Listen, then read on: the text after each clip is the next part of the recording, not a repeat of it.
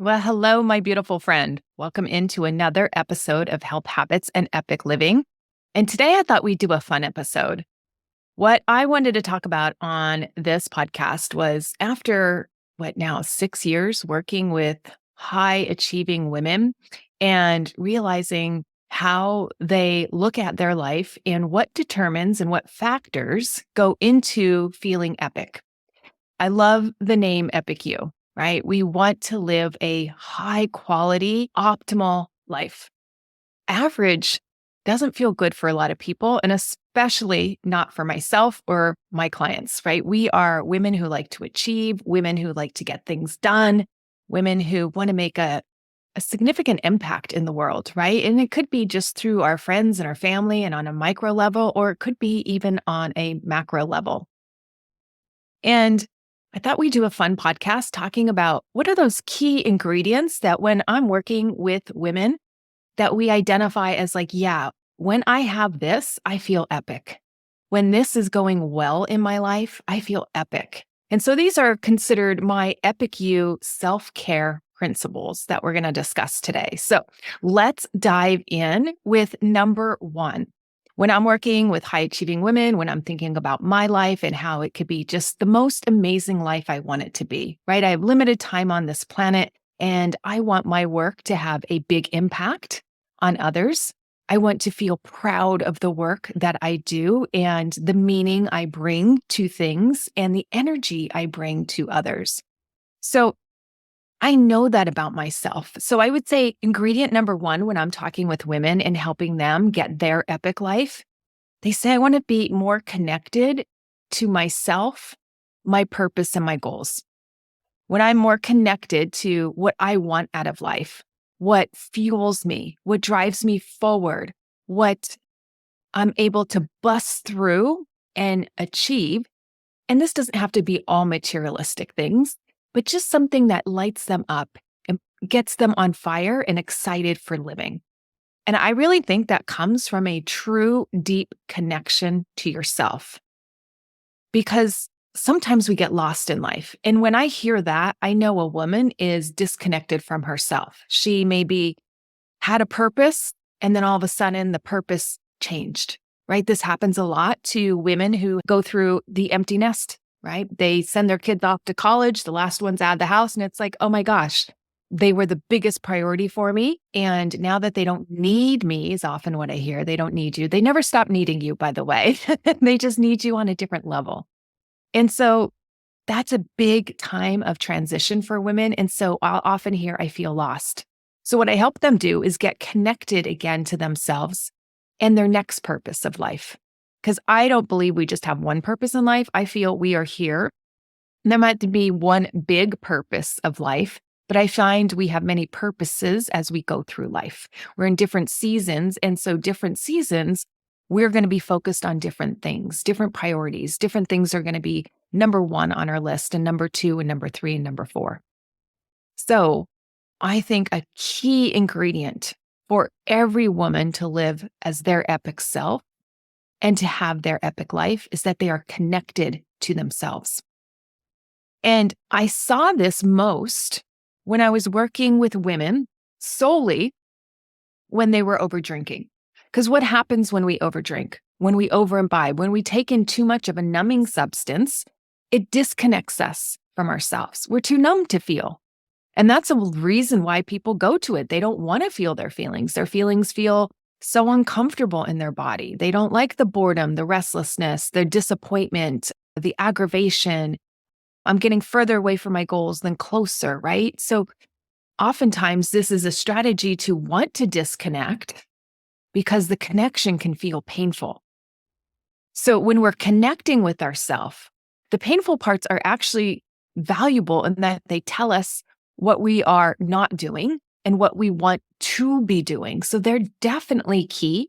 And it's also connecting with what are our greatest desires, our deepest wants. And I say when we tap into that, we're living powerfully.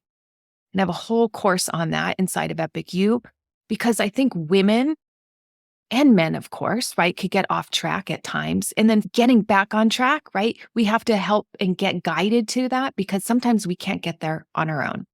So I think key ingredient number one is being connected to what lights you up and connected to yourself. And that you're only going to know what lights you up by being connected to yourself. When you're disconnected with yourself, this is what I'll hear.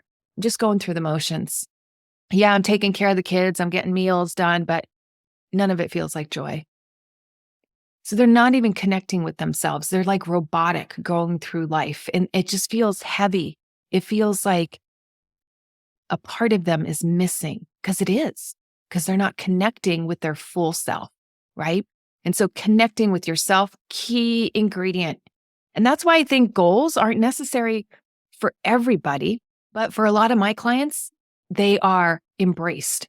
We like goals. It keeps us focused on something that we want in our life. It keeps us focused on feeling good at getting towards the goal, right? Not just getting the goal, but also working on the process of getting the goal is also fuel. And if it's not fueling us, then we have to find a different way to get to the goal, because you don't want to be doing something, grinding at it, if it's not feeling good inside for you, unless it's necessary, right? But sometimes we can find a way to change the path a bit so it can feel better. So you're not so regretting it or like begrudging it or not wanting to do it. But really, a key is got to be connecting with yourself. And when we get lost, it is so important to find ourselves again. And I think whatever it takes, because this is the time despair, hopelessness can sink in. And so working with somebody, working with your friend, working with your spouse, working with a coach, working with a therapist, right? Helping you so you're not in that abyss, right? I've heard women call it, I feel like I'm an abyss. I just don't know what's next for me or what that next phase is. And so if you can shrink the time you're in that abyss, I think I'm all for the avenues that can help us shrink that time so we can connect with our self again. And I think a valuable exercise, which I lead women through, is connecting with their values, because that's one place we can start. When everything feels kind of out of whack or so overwhelming, we can at least look at what values have you had and what values do you want to continue having, and how are you living in alignment with that. That's a way to come back and connect to yourself. Key ingredient for being epic in your life and feeling like you're on fire for your life. All right, second ingredient. This one shouldn't surprise you coming from me. I'm going to call it meals, right? I don't like the word diet because everybody freaks out. They're like, diet. I don't want to hear diet. I've heard so much of that in the 90s and the 80s, and it burned me, and diet's triggering, right? But I like to think about meals. How we fuel our bodies, ladies, is everything. Food is medicine, and I'll prove it to you. Because whatever you put in your mouth is going to signal something in your body to happen or not happen. So I like to think of food going in causes secretion within the body. And what gets secreted? Hormones, all kinds of hormones. And hormones are the thing that turns on processes to happen. And so if we are secreting certain hormones, they are going to help our body feel healthy and stay healthy. And then there are certain hormones, if we over-secrete them or have too much of them or not the right amounts, maybe they're even too low, we don't feel ourselves. We don't feel our optimal selves. We feel like meh.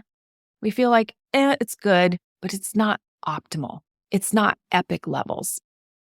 What you eat, when you eat, and how you eat all determine your level of health. So much emphasis is placed on calories and what you eat. But I also want to say when you eat and how you eat is also important in that equation. And that's why I'm so passionate about intermittent fasting for women, because this is one modality where there's so many layers to it that I am describing and teaching to the women so they really understand food as medicine. And medicine can harm you and medicine can help you, right? And we want to make sure that we are eating, because it's something we need to do every single day. Maybe not need, but it's something we do every single day. And so why not set yourself up to have the healthiest, most optimal body now and for as long as you can maintain it? And identify foods within these categories that feel amazing in your body. It's not to say you have to eat these meals all the time. We can spice it up with different spices. We can flavor it up differently. We can cook it differently to bring pizzazz and zest and fun to meals. And I think meals should be satisfying. They should be enriching. They should be a way to connect with others. They're a communication tool, not just between you and somebody else, because it's a great way to get together with people, but it's also a communication tool that once you put it down your mouth, right, it's communicating in your body. Send out more insulin, send out more of this, send out less of that. So food is just a way that we take in ingredients, and that causes a whole communication cascade within our body, right? And the communication is either turning on genes and hormones that are going to be secreted for optimal health, or damaging, right? It's like ultra-processed food. If we eat a high quantity of ultra-processed food, we are going to get all kinds of hormone dysregulation. And it's the hormone dysregulation that really causes the disease. It's not necessarily that packaged food. It's what it does in the body when the body eats it, because we aren't meant for highly ultra-processed foods. Yet in America, let me say it this way, the average American eats 70% of their diet comes from ultra-processed food. 70%! No wonder why we feel like crap. No wonder why we think like crap. No wonder why we're feeling depressed and low and not good, right? Because we're eating crap. And so our body knows it's crap, and it's like, well, you didn't send me the right signals, so I'm not secreting the right hormones. And so I'm not feeling optimal. And not feeling optimal oftentimes manifests as not feeling good, feeling like crap. So you can eat to be epic and optimal and ultra healthy, or you can eat for just what's convenient. And I think a lot of people, unfortunately, just go for the convenience food, and they're not really thinking through all the ingredients and saying, is this going to support my health and make me feel great, make me feel amazing, or is this going to not make me feel good? Maybe it makes me feel good right now because it's convenient. I could get this food on the table pretty quick, and then poof, dinner is done. Woohoo. Yeah, right? 10 minutes from start to finish, and it's all done. Or wait, somebody else is going to make it and deliver it to me. But then we're taking in all those highly processed ingredients from takeouts and DoorDash and all of that. And that's not going to support feeling epic, not that day and not the next day. So when you think about what you eat determines what you secrete. I love that. What you eat determines what you secrete. And what we're thinking about when we're saying secrete is the hormones. So hormones are the things that you secrete, and food triggers different hormones to be secreted, right? So ultra-processed foods are going to secrete different hormones in different quantities than natural, organic, good foods, real foods, whole foods for us. And it's really the hormones that tell the whole story. So hormones tell you if you are hungry. Like we have ghrelin, we have others that tell us we're hungry. We have hormones that tell us we are full, like GLP-1, right? Like the GLP-1 drugs are so popular right now, those agonists like Ozempic and Wegovy and Mounjaro. A lot of people are taking them because, wow, when I take these drugs, I feel full. But did you know you can increase your own levels of GLP-1 without using those drugs? Yeah, you can. You just have to know how to change up your macros so you could get higher levels of GLP-1 naturally with food, not with a pharmaceutical. Now, if you want to take the pharmaceutical, sure, that's going to give you even higher levels of GLP-1. But I want to let you know what you put in your mouth can also determine how much GLP-1 you secrete.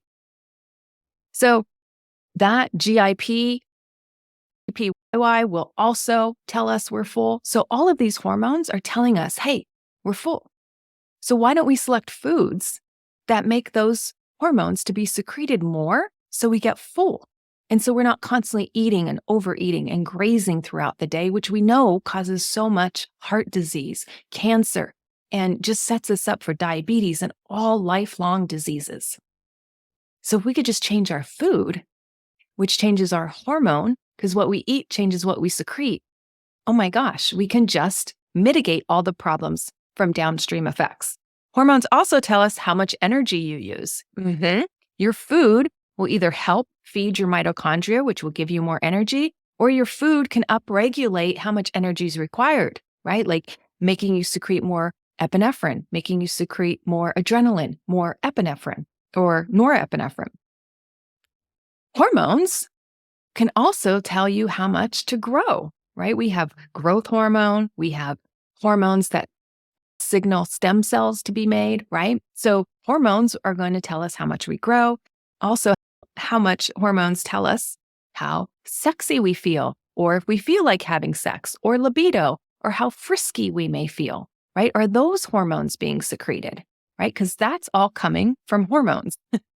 Not all, a lot of it's coming from hormones. Also, how you think about it, right? Hormones tell us if you are gaining more weight, particularly belly fat, right? And the hormones responsible for that, I've talked about on previous podcasts, is insulin, high blood sugar, cortisol levels, particularly if you're chronically stressed and you have chronic high cortisol levels, that often leads to burnout. I see this a lot in my clients, and they're just gaining weight even though they're exercising more. And they're like, why can't I get rid of this belly fat? Why can't I get rid of this extra weight? I'm doing all the things because of their hormones.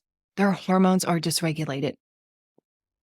Hormones also tell you if you stay in a happy and calm state, right? Serotonin, also dopamine, also progesterone helps us keep us calm, right? If we have balanced hormones in those areas, then we're going to be happy and calm, not anxious, not feeling crazed, not feeling restless, not feeling, I got to do something, and ADHD, right?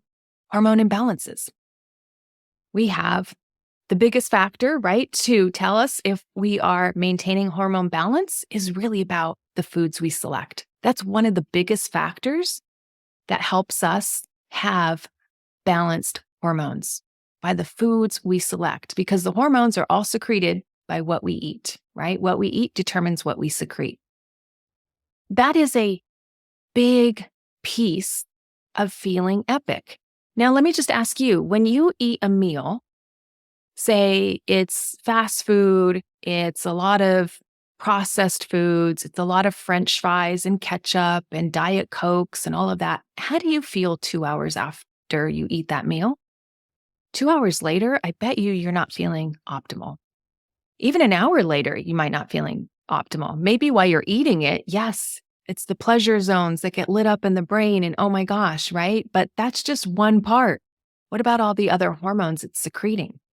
Oftentimes we feel bloated, right? Because we have a hormone imbalance there. We're feeling bloated, we're feeling tired, we're feeling sluggish, we're feeling overfull, and then we just kind of feel like slump.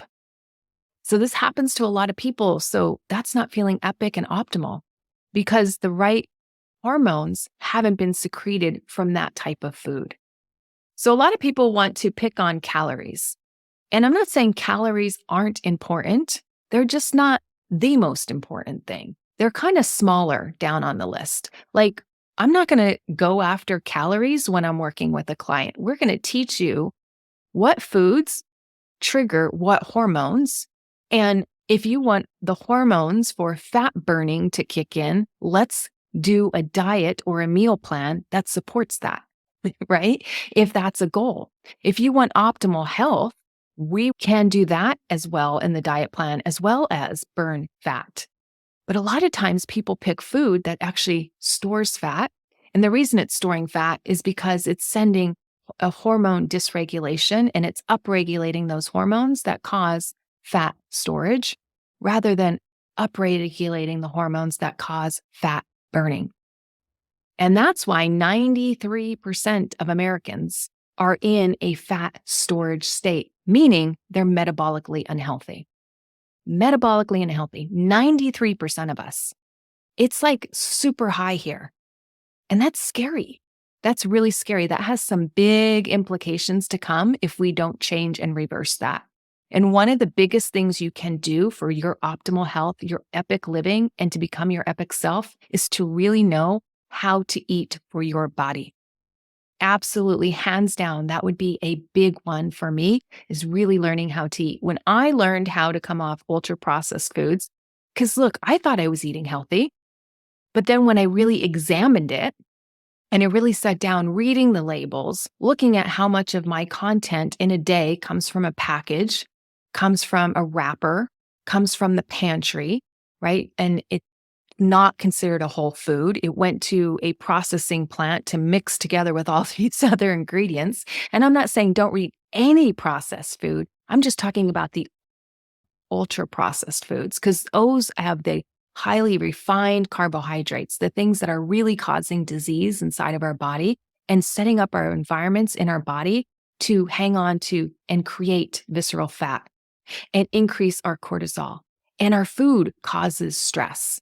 A lot of people think it's just work and the outside world. No, food sets up a stressful environment and can raise cortisol levels in your body as well. So really dialing that piece in is why I'm so passionate about teaching women really how to fuel their bodies for optimal health. All right. So what else do I want to say on that is that a crappy mindset, a crappy outlook on life, and feeling crappy in your body all signals back to you that your hormones are out of whack. Just think of that. Oh, that's a signal. My body's not feeling good with this. This doesn't work for my body. This is not helping me feel optimal. So these are all just symptoms. Your body's like sending up alarms like, hey, not feeling good when you eat this. Also, drinking too much, right? Too much alcohol, we know causes massive hormonal shifts. And I've talked about that so many different podcasts, right? All the hormonal shifts, the changes in melatonin, the changes in cortisol, the increased belly fat, the increase in estrogen, which is why we wake up in the night sometimes sweating like a hot flash, right? So many hormonal imbalances, dysregulates insulin, dysregulates blood sugar. So many hormonal imbalances come from over drinking with alcohol. So all those hormonal shifts obviously lead to us feeling crappy. And then when we wonder why, we're hating ourselves the next day. Right? It's just because of all the hormonal shifts that have occurred, because of the amount of alcohol we drank. And look, we think it's a large amount of alcohol, but I see this in women constantly, just with 2 glasses a day. And if you're in the postmenopause phase, it might even be with 1 glass a day, because our body can't break it down as quickly as we could in our 20s. So when we get older, our bodies slow down, our metabolism slows down. And so metabolizing that alcohol is going to take longer, which means it's in the body longer, which means it's causing more hormonal shifts, even with the lesser quantity. So really knowing like, wow, okay, if I'm going to choose to drink, I know I'm going to choose to sleep crappy. If I'm going to choose to drink, I know I'm going to wake up with some bloatedness, because that's just what the drug does. That's what the toxin does. And so, if you think, oh, I'm only having 2 glasses of wine a night or 2 drinks a day, that might be enough for hormone dysregulation. And that's why the guidelines say 1 drink or less a day for women. Otherwise, you're in the heavy drinking category. So guilt, shame, sluggishness, all of that comes from the meals, what we put into our body, right? What we are consuming. And so that would be a big one for correcting so you can feel epic. But you want a diet fueled by high quality protein, not just high quality protein, but a large enough quantity. So guess what? It's setting off a hormonal cascade to say, I'm full, I'm satiated, I don't need any more, I don't want any more. When you eat a high quality, high quantity protein diet, that's exactly the signals that will be sent off in your body. Also high quality good fats. Again, not the kind that oxidize in your body, not the kind that damage and cause holes and micro tears and micro damages inside your organs. So if we're not eating the right fats, right, we are potentially causing organ damage with these high reactive species, oxygen-free radicals that circulate in our body, causing heart disease, causing our skin to look saggy, and these advanced glycation end products that happen when we eat these rancid types of oils. So we want to eat good oils. And we know that a lot of restaurants aren't using the good oils, right? So they're still using the seed oils. And so that does impact inflammation within our bodies. So make sure you get in good high quality fats, the kind that don't oxidize in your body, like olives, olive oil, avocados, avocado oil, and a bunch of others. Another thing you can do is home cooking, right? We talked about the restaurants and how they use the cheap, refined oils, and that can lead to some damage internally, especially if we keep eating out or we keep getting DoorDash or Uber Eats or whatever delivered, right? So home cooking is a wonderful self-care thing you can do to honor your body, honor your health, honor yourself. I know it could feel like a treat to go out, but just keep it sparingly, right? Just not every single day. Remember that a good diet feeds not only your body well, it also feeds your mind well. Because when you don't treat your body well, right, it impacts the mind. Alcohol is a prime thing, right? You drink alcohol, the next day, your mind doesn't feel sharp. It's in a brain fog. You feel sluggish. You feel tired. It's a depressant, right? So it's not going to make us feel mentally as good as if we didn't drink at all. And if you look at the research being done on just the meals we select, there is so much research coming out now. And I want to highlight a great book because we know that following a certain type of diet has really helped people who suffer from seizures, right? Following a certain diet in patients that suffer from seizures and have a seizure disorder has really mitigated and brought down the amount of seizures a person has. Diet alone. More effective than many of the drugs we have for seizures out there. And a book that just came out not too long ago called Brain Energy, a revolutionary breakthrough in understanding mental health and improving treatment for anxiety, depression, OCD, PTSD, and more, that came out late 2022 by Christopher Palmer. Excellent book on how changing the diet is changing bipolar symptoms, changing OCD symptoms, changing all of these disorders that we think are disorders of the brain. But now we're thinking, wait, they might be disorders of the mitochondria because of how we've been fueling the body. And then the body's not responding well. And hence, then it has mental manifestations that, hey, I can't tolerate or handle this kind of diet. And so changing the diet has really been shown to have a major impact on a lot of these mental disorders. So if you have someone in your family that you love or someone that suffers from a mental health disorder, I strongly recommend you checking out that book. I've given it to some moms who have struggled with some of their children, and they found tremendous relief with just changing up the diet alone. So I really wanted to emphasize that strategy for being epic. It is profound, and I don't think enough of us really grasp that. Really pay attention and really study it. A lot of times we're just looking for, oh, what's the diet that's going to cause the most weight loss? Well, is that sustainable? Maybe you can do it and get the weight down, but does it stay off? And then how are you staying metabolically healthy afterwards, right? So it's not just a quick fix. It's not just we're going to do this meal plan and this style of eating for 30 days and call it quits. It's like, no, really understanding how food is medicine so that I could set my body up for health for years and decades to come. Okay, so that's number 2. I think that is one of the biggest ones I wanted to emphasize on this podcast. Number 3, we move from meals to movement. Our bodies need it. Our brains need it. We need to move. We are not meant to be sitting at a computer at our desks all day long. We are not meant for the sedentary lifestyle.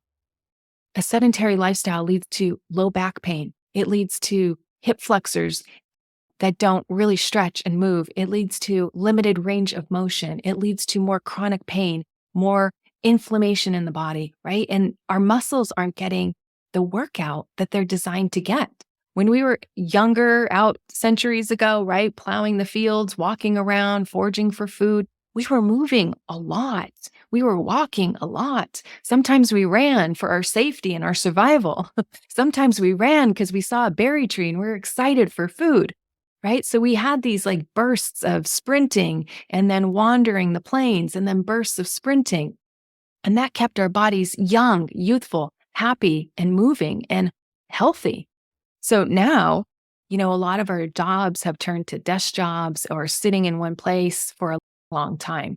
So looking at getting in movement, I will say some of the high achieving women that we have in the EpicYOU community, they are so dedicated to their movement. It is awesome. They're posting about it and doing, all kinds of workouts and fitness routines. And I love supporting them because I really want to support that epic person, the epic person who is doing all the good things for their health. So I know that they feel better when they get in movement. We talk about women who are like at Orange Theory and they're like crushing it with their scores. We have women talking about pole dancing and how they're crushing it on the pole and they do a dance display and the music they're putting towards it and how it makes them feel so strong to own that energy and own their body. I'm doing some somatic based movements, which is feeling amazing in my body, right? Just that somatic movement. Because you could get so locked in your head. And if you're thinking all the time and not moving your body, guess what? Your body gets congested and it hangs on to gunk. Your head gets congested and it feels stuck and it hangs on to gunk. So you're more likely to hang on to limiting beliefs. You're more likely to hang on to depressing thoughts. You're more likely to just hang on to extra gunk, which your body wants to move and get that out, get that negative energy out, right? Thoughts are energy, get that out. So your body craves movement. And I'm not saying you have to do it rigidly, routinely. If that doesn't feel good to you, you can do somatic movements. You can do exercise snacks. We did that all the month of March. We were doing exercise snacks inside of the EpicYOU community. And it was just really good to get the body moving throughout the day, like it's designed to move. It is not designed to stay stagnant. So if you want a mind that moves forward and doesn't get stuck, you need a body that's moving forward and doesn't get stuck, right? They are connected. So if one's feeling stuck, try movement in the other area. If you're stuck on something creatively, like, I want to write a book and I'm just on this part and I can't figure it out, go for a walk. You hear many writers say, gosh, I busted through writer's block once I went for a walk. Or I just saw my life differently once I went outside and got some fresh air or grounded and connected with the earth. All that movement, right? Just not staying stuck, but actually moving the body helps move the mind. And one thing I want to point out is as I'm noticing my body is aging, right? I'm getting up there in the years. My body is aging. It needs more tender, loving movement. It doesn't need less. I may have been in my 20s and be able to hit the gym 3 times a week, maybe for a half hour, do a couple exercises, and in a month, boom, I'd see the effects.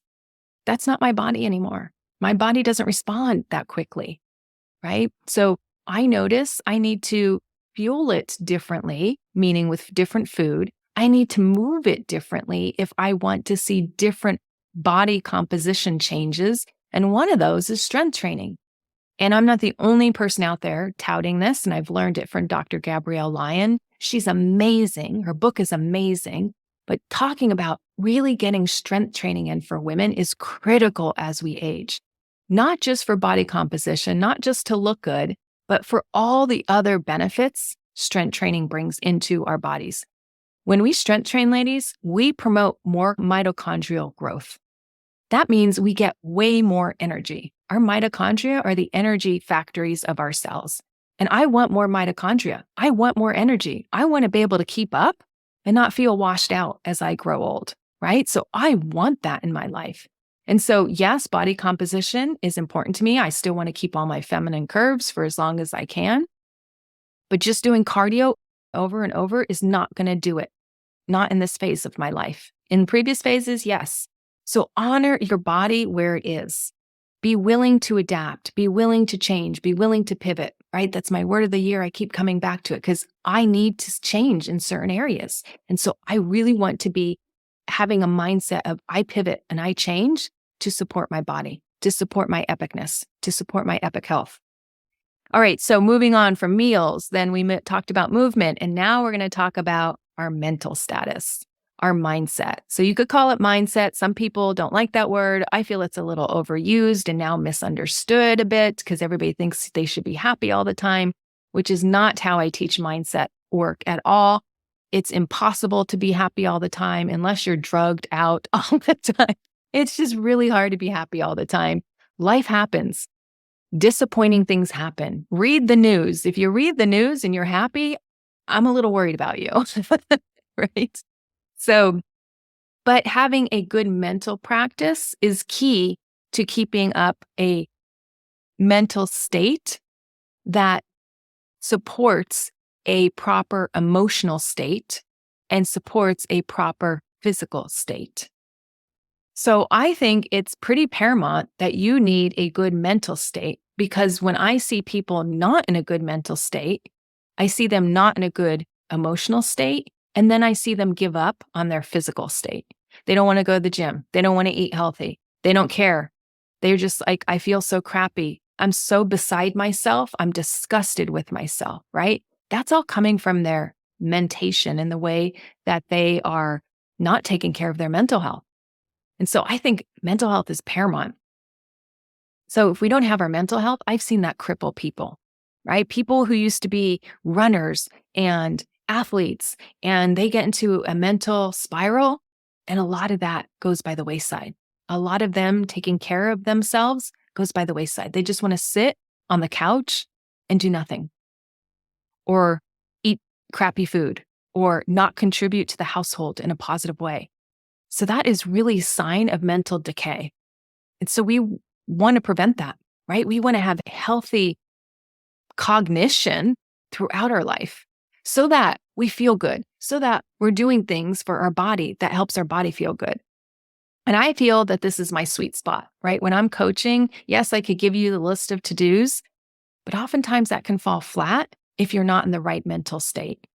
So I'm very careful when I'm coaching a client, where are they mentally? Because if they're not resonating mentally, no matter what action steps I give you, you won't do them. And I know that. So mentally, we've got to get you charged up. We've got to get you on a plateau where you can work from, and that is all cognition. So again, that's my sweet spot. I love working with high achieving women, especially on their mental health, especially when they give up on themselves, especially when they give up on their goals, because it happens to all of us. It's not just unique to high achieving women either. However, high achieving women oftentimes are harder on themselves, I see, and want more for themselves, which is not a bad thing. And sometimes they start feeling bad because they want this and they want that. It's not a bad thing unless you're getting it in malicious type of ways, but that's not the women that I'm working with or that come to me. They're not wanting it for malicious ways or to be evil about it. There's no evil intent at all. So would you agree that there are some days you feel mentally on, strong, sound, things are going great? And then you may have some days where mentally you're off. Like, I'm just not firing it all on all cylinders. I'm not feeling my epic self. I'm not feeling optimal. I'm kind of just checking the boxes, right? So we want to work through that and see why that's happening, right? And we give you tools so you can start doing these practices on your own. Sometimes I notice when I'm working with clients, especially in my one-on-one program, a lot of women will come to me when they're just disgusted. They don't want to join a group program because they're like, I'm so disgusted. I'm just embarrassed to show up amongst others. And let me tell you, hey, we have embarrassing days inside of the EpicYOU community as well. Don't worry, it's not all happy, shiny in there. But I get it. So working with one-on-one clients, I have one client right now is just, she's burnt out. We've tested her cortisol. She's in burnout. Of course, I understand now why she can't get off the couch. She doesn't want to cook. She wants to order out all the time. She can't get herself to the gym. She sees other people in her family motivated, which demotivates her because now she feels more pathetic. And so we got to correct the hormone imbalance going on. We got to correct what's going on. So mentally, she can come back online, start loving herself, start taking care of herself, start feeling like her epic self. High chronic stress, ladies, will take us down. Absolutely. We are very sensitive to it, especially as we go through perimenopause and menopause. And just all the training I've been doing in this area, I see that cortisol rises as we get into our late 40s and 50s, and it continues to rise. So it is a menopausal symptom, and it happens to all women. Now, how high it goes, right? That's individual per the woman. But we know across the board, cortisol levels go up as we head into our late 40s, into our 50s. And so this is a phenomenon to look for, right? And this is something that some women may experience more of it, depending on how much they've been pushing down on that gas pedal in their 20s and their 30s and their 40s. And if it's been on 10, go, go, go, go, go, go, their adrenals might really feel that come the change that happens in perimenopause to menopause. So I'm telling you that because I want to educate you like, hey, that doesn't mean you're dysfunctional. That doesn't mean you won't come back online. We just have to make sure that we have the right tools in place so that we lower that chronic stress so that it's easier to come back online. And so high burnout in certain types of professions, wow, really there. And it's not just in your head, ladies, it is biologic. So mental practices need to be in place. But not only that, we have to do stress lowering practices. We got to get that cortisol down. And that's what I'm working on with one of the women, one-on-one, because she really needs that in order for her to be able to support her body. Otherwise, you just won't make the good choices. And then you get so mad at yourself. I'm not eating right. I'm just doing takeout for convenience. And you got to really look at the hormones, look at how that's affecting your health and how that's also affecting your waistline. So, your mental health leads to your emotional health. If you don't feel good and, you're feeling like something's going lousy in the head or feeling crappy, we know that's going to manifest into our emotions, which is the whole reason I wrote the setbacks manual for women, that free guide I talked about in last week's episode, because women can be so hard on themselves and then they get derailed. Well, I wanted a free tool that, hey, try one of these 7 strategies, put a couple of them together, pick a few, and see how they help you. See if they get you back in the mental game.